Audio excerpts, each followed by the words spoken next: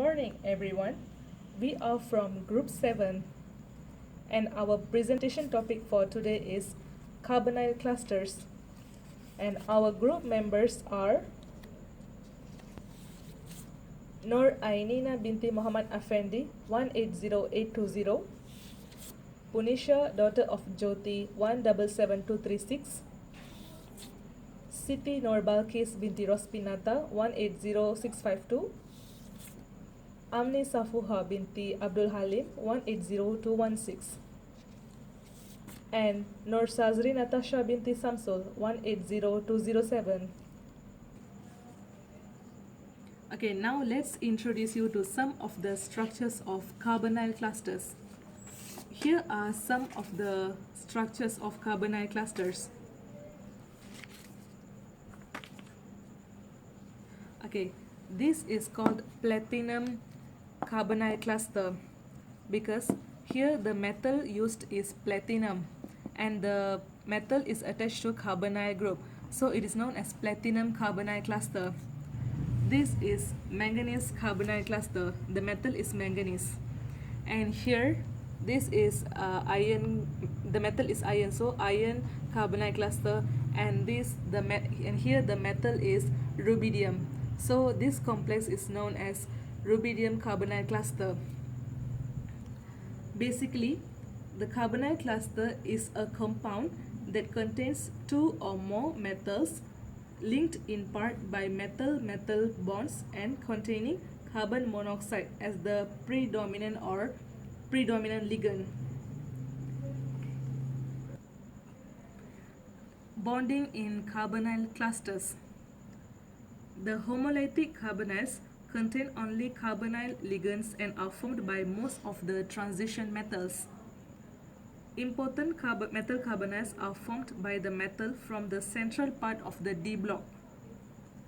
Bonding in metal carbonyl involve sigma bonds and pi bonds.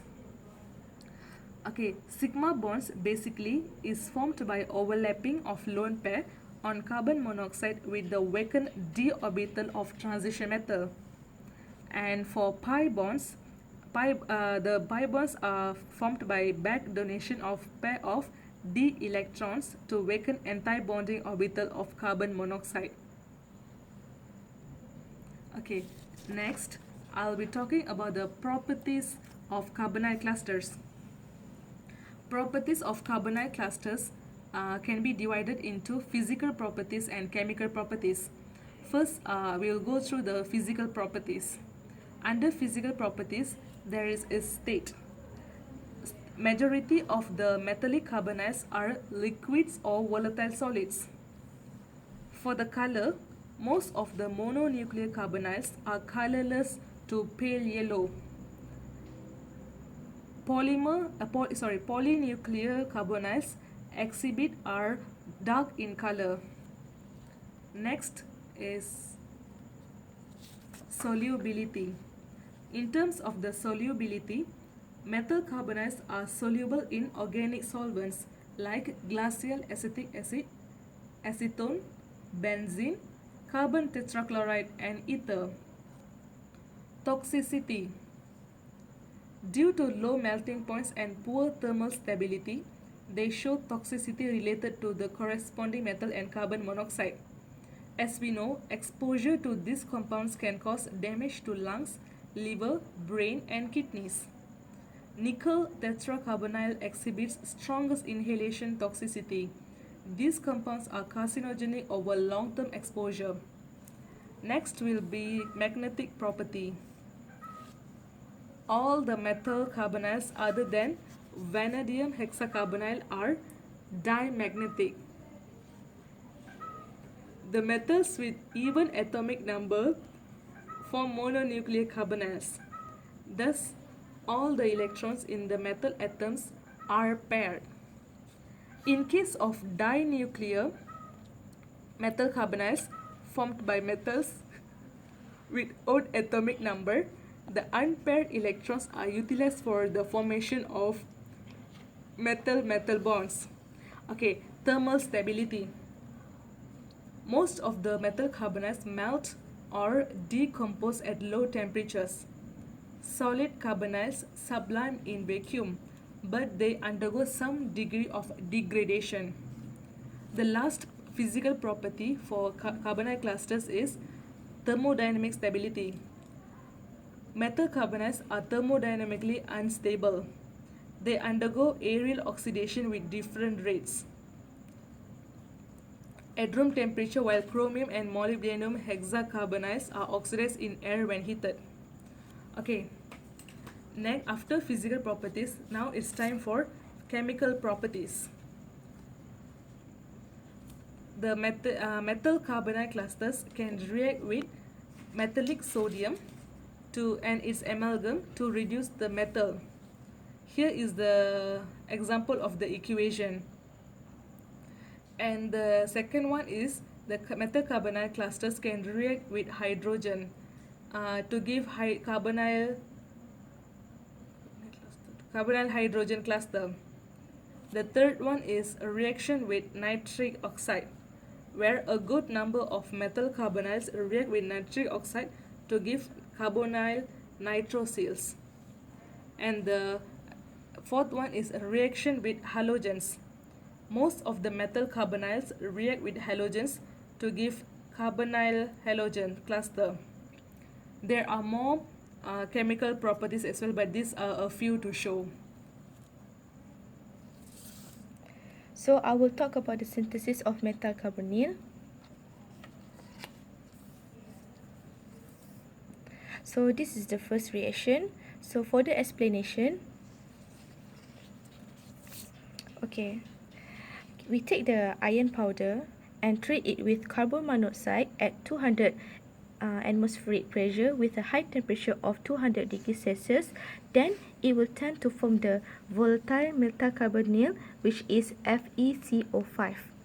This is the first reaction. For the second reaction,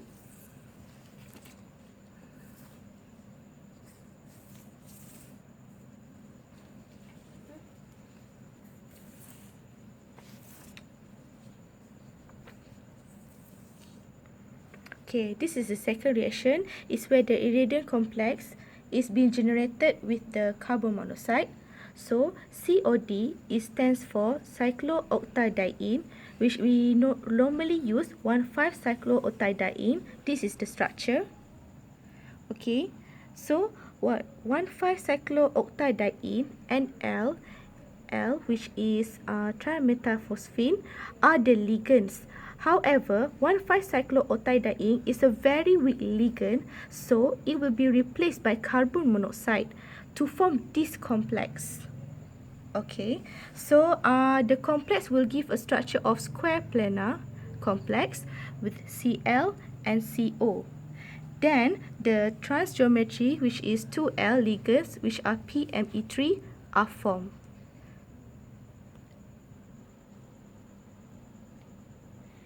In previous two samples, the metal carbonyl compound has generated directly from metal atom in the zero oxidation state.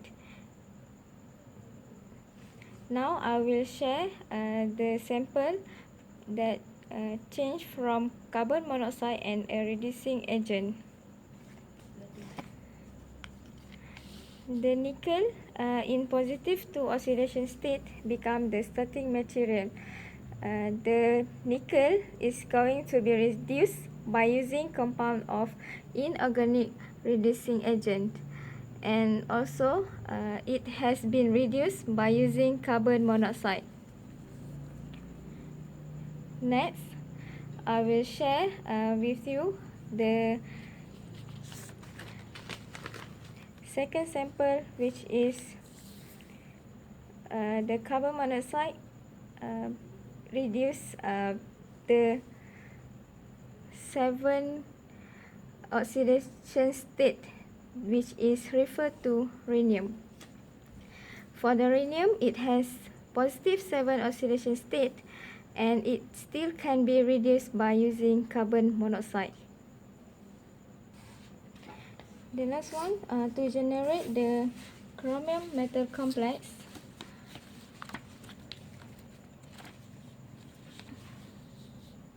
There is one example where a carbonyl, which is zero oxidation state, and two carbon monoxide trans to each other, and two nitrogen, which are coordinated with two methyl group on nitrogen, that is known as ligand TMEDA, which is over here. Yes. Now, if we treat the metal complex with the sodium, it can donate the electron, especially if it used as amalgam. Sodium and mercury tends to be a good reducing agent. Thus, it can help in generating the chromium complex. These are known as unique complex, where it have a high negative charge on the metal atoms. The last part is for application. What is the application of carbonyl cluster? So we take the first example, dimanganese decacarbonyl. Dimanganese decacarbonyl used in polymerization of methyl methacrylate. Methyl methacrylate uses. The uses of methyl methacrylate are, for the first one, for chemical intermediate in manufacture of coating polymers, construction and textile application. Second one is used for production of copolymer methyl methacrylate, butadiene styrene, which called MBS, and used as modifier for PVC. The third one, used in bonding agent used in artificial nail products. For the next example, we take carbonyl iron powder. The uses are, first one is for powder metallurgy. The next one for metal injection molding. Third one, used in pharmaceutics, which is used as treat iron deficiency. So that's all for the application of carbonyl cluster. Thank you. These are the few references that we use for the preparation of our presentation.